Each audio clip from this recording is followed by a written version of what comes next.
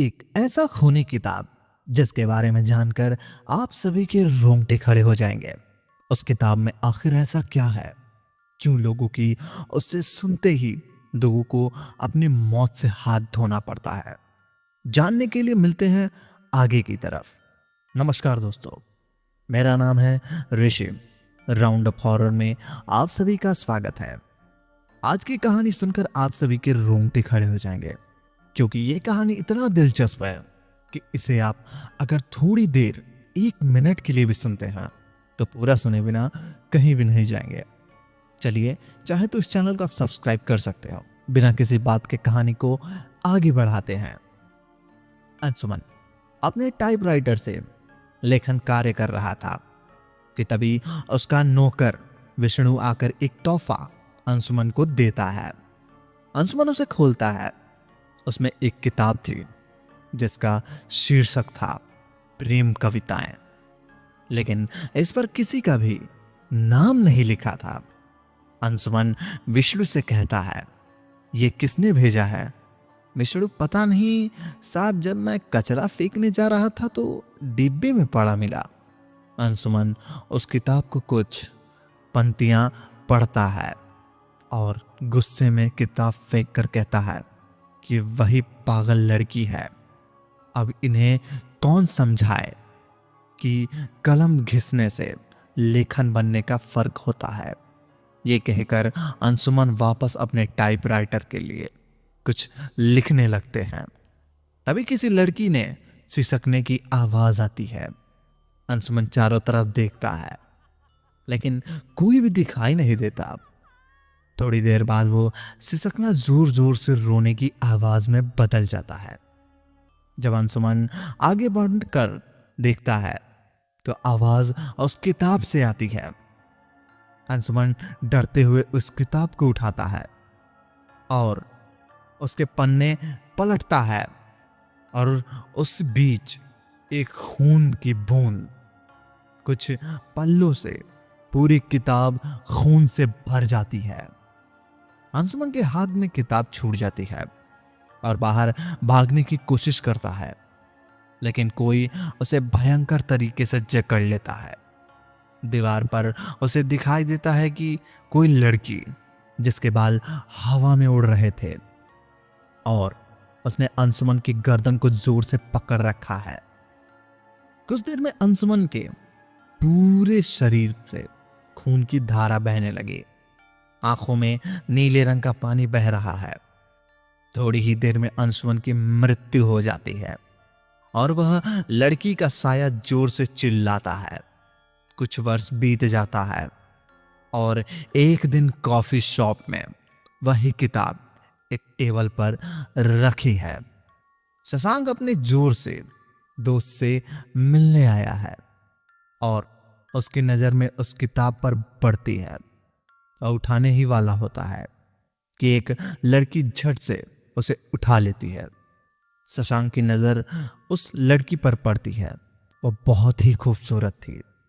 शशांक कहता है कि ओह सॉरी मैडम, ये किताब आपकी है? लड़की कहती है, जी कोई बात नहीं। तभी शशांक के दोस्त आवाज देते हैं और शशांक उनके पास चला जाता है, लेकिन उसकी नजर बार बार उस लड़की पर होती है।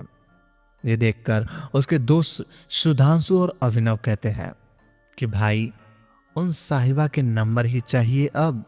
शशांक कहता है कि अरे नहीं यार, ऐसी ही बात नहीं है, मैं तो बस यूं ही।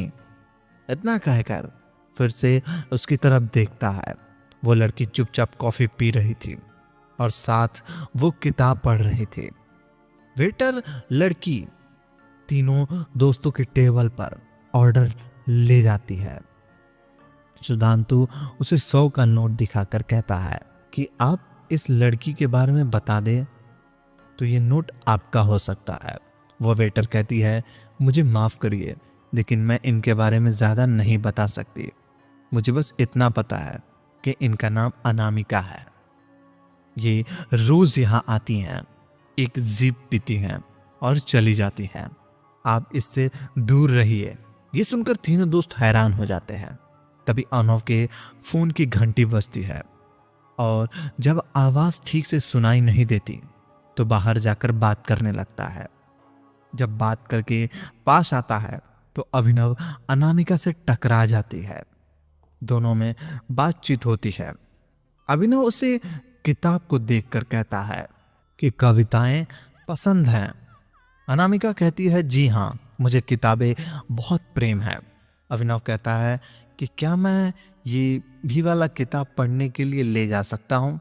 अनामिका कहता है कि ले जाइए, लेकिन कल इसी वक्त मुझे वापस चाहिए। अभिनव कहता है जी हाँ ठीक है।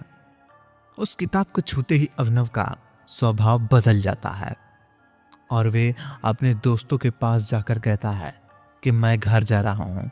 सुधांशु कहता है कि लेकिन आज तो हम फिल्म देखने जाने वाले थे ना।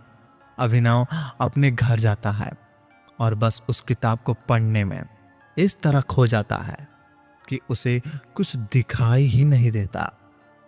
उसकी नौकरानी आकर कहती है, सर आपकी कॉफी। आज मांगने से नहीं।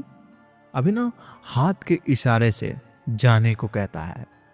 थोड़ी देर बाद वो नौकरानी टेबल साफ करने लगती है और उसके हाथ से कॉफी टेबल में किताब पर गिर जाती है। अभिनव गुस्से से कहता है, देखकर काम नहीं कर सकती तुम लोग? प्यार से समझ में नहीं आता है और ना कविताओं की अहमियत। नौकरानी उनकी तरफ देखते हुए सोचती है कि साहब जी ने पहले तो कभी इस तरह का बात नहीं की। अभिनव कहता है, अब मेरे मुंह क्या देख रही हो, जाओ यहां से। और टिश्यू पेपर से किताब के पन्नों को साफ करने लगता है। नौकर किचन में जाकर काम करने लगती है और बड़बड़ाने लगती है कि ये चार किताबें क्या पढ़ लेते हैं, अपने आप को पता नहीं क्या समझने लगते हैं। हमें भी घर में बहुत सारे काम होते हैं, कोई हमारी तरफ प्याज टकरा कर बताए। इनकी तरह किताबें पढ़ने का क्या ही काम होता है। इतनी देर में एक कढ़ाई अपने आप गैस पर रखी जाती है और उसमें जग से कोई पानी डालकर गैस को जला देता है और चमचे से पानी को हिलाने लगता है। तभी उस नौकरानी की नजर पड़ती है। वो डर जाती है। तभी एक आवाज आती है, तुम्हें प्याज काटना आता है? लेकिन कविताओं और प्यार के बारे में कुछ नहीं जानती। मैं बताऊंगी कि प्यार और कविताएं क्या होती है। कोई दिखाए नहीं देता। बस वो कढ़ाई अपने आप ऊपर उठकर नौकरानी की तरफ आती है। नौकरानी कहती है, कौन है, कौन है? फिर से आवाज आती है कि तुमने मेरी कविताओं का मजाक बनाया है, अब तुम्हें मजाक मजाक में मरना होगा। कढ़ाई का गर्म पानी नौकरानी के उड़ेल दिया जाता है और वो नीचे गिरकर जोर जोर से तड़पने लगती है। कुछ देर बाद उसका पूरा शरीर जलने लगता है और वो मर जाती है। अभिनव के दोस्त बार बार घंटी बजाते हैं लेकिन कोई नहीं खोलता। फिर शशांक एक दूसरी चाबी से खोलता है जो अभिनव के कॉफी शॉप में बैग में छुट्टी मिली थी। तभी वहां माला आती है जो अभिनव की सबसे अच्छी दोस्त थी। घर में प्रवेश करते ही शशांक कहता है कि ये देखो, अभिनव तो यहाँ बैठा किताब पढ़ रहा है और हम दरवाजे की घंटी बजाकर थक चुके। माला गुस्से से कहती है कि कल से ध्यान कहाँ है तुम्हारा? अभिनव ना तो फोन उठाते और ना दरवाजा खोलते। अभिनव गुस्से में कहता है, तुम लोग जाओ यहां से, मुझे डिस्टर्ब मत करो। माला, तुम क्यों हमेशा मेरे पीछे पड़ी रहती हो? मुझे अपनी प्रेमिका की प्यार की कविताएं पढ़ने दो। ये कहता हुआ अभिनव उन तीनों के सामने जोर जोर से कविताएं पढ़ने लगता है। माला को गुस्सा आता है और उस कविता को छीन कर कहती है कि किस पागल की ये घटिया कविता लिखी है। ये सुनते ही अभिनव गुस्से से माला को धक्का देकर किताब फिर से ले लेता है। शशांक कहता है, ये क्या तरीका है अपने दोस्त से बात करने का?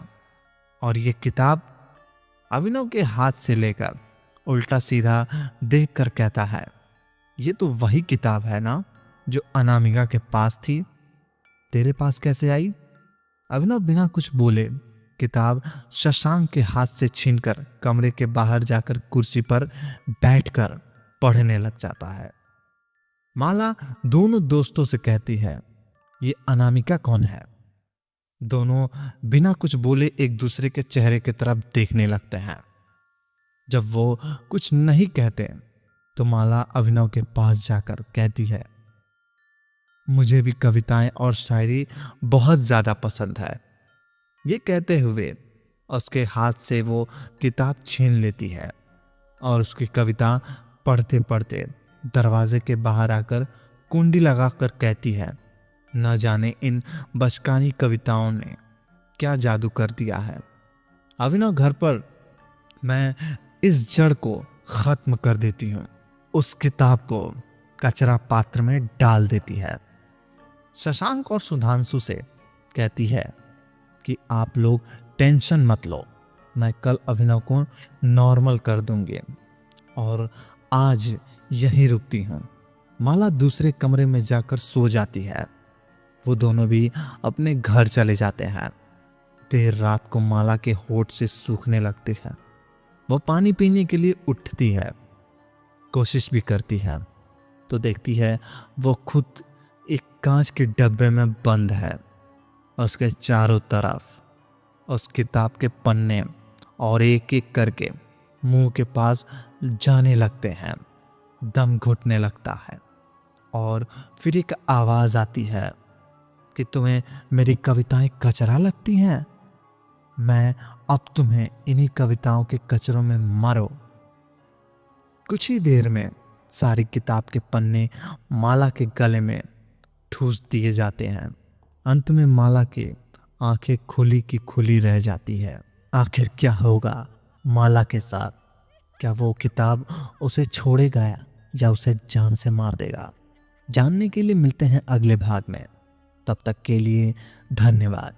अगर कहानी पसंद आई हो तो वीडियो को लाइक और चैनल को सब्सक्राइब कर दो ताकि हमारी आने वाली कहानियाँ सबसे पहले आप तक पहुँचे। धन्यवाद।